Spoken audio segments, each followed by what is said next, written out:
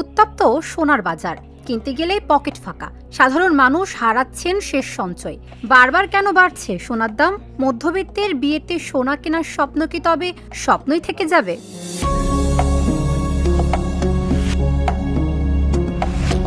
মধ্যপ্রাচ্য ও ইউক্রেন যুদ্ধের কারণে নিরাপদ বিনিয়োগ হিসেবে সবাই সোনার দিকে ঝুঁকছে। মার্কিন ডলারের মান ও সুদের হারের ওঠানামা বাজারকে অস্থিতিশীল করছে। ভূ রাজনীতি, যুদ্ধ পরিস্থিতি, মূল্যস্ফীতি ও ডলারের দরপতনের কারণে দাম বাড়ছে।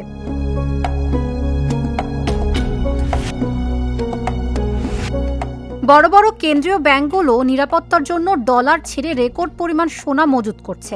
বিশ্ববাজারের এই ঢেউ এসে আছড়ে পড়ছে আমাদের দেশের বাজারেও। বাজারে ডলার সংকট ও অব্যবস্থাপনায় অর্থনীতি গভীর সংকটের মুখে। তেজাবি সোনার দামের ওঠানামার ভয়ঙ্কর রূপ নিচ্ছে। ব্যবসায়িক মহলে প্রায় অবৈধ সোনা চোরাচালান চক্র ও স্থানীয় বাজার নিয়ন্ত্রণকারী বড় ব্যবসায়ীদের প্রভাবের কথা আলোচিত হয়।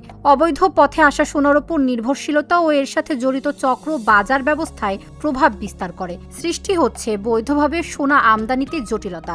বিক্রি না থাকায় জুয়েলারি ব্যবসা স্থবির, কাজ হারাচ্ছেন হাজারো কারিগর। বাজারে সিন্ডিকেট ও তদারকির অভাব। সাধারণ ক্রেতার পকেট থেকে অতিরিক্ত টাকা চলে যাচ্ছে ব্যবসায়ীদের সিন্ডিকেটের কাছে।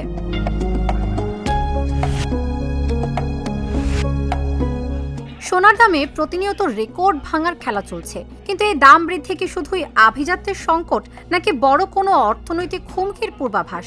সহজ কথায়, টাকাটা যাচ্ছে আপনার ও আমার মতো সাধারণ মানুষের পকেট থেকে। সোনা মূল্যস্ফীতির বিরুদ্ধে মানুষের শেষ সম্বল। যখনই এর দাম আকাশ ছোঁয়া হয়, তখন মধ্যবিত্তের সঞ্চয় করার ক্ষমতা এক ধাক্কায় কমে যায়।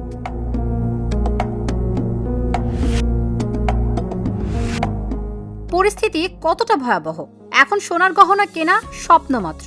অলংকারের জায়গা নিচ্ছে ইমিটেশন, যা আমাদের হাজার বছরের সামাজিক ঐতিহ্যে বড় ধাক্কা। সোনার বাজার ক্রেতা হারাচ্ছে।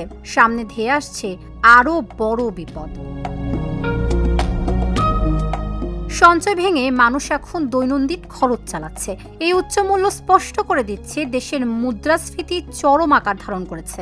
অর্থনীতি এখন একটি ভঙ্গুর ও অনিশ্চিত ভবিষ্যতের দিকে এগোচ্ছে। সোনার দাম বাড়া মানেই মুদ্রার অবমূল্যায়ন ও চরম মূল্যস্ফীতির সংকেত। আজ সোনার বাজারে অস্থিরতা, কাল পুরো অর্থনীতির ধস। তাবাসসুম সেজুথি, ঢাকা জার্নাল।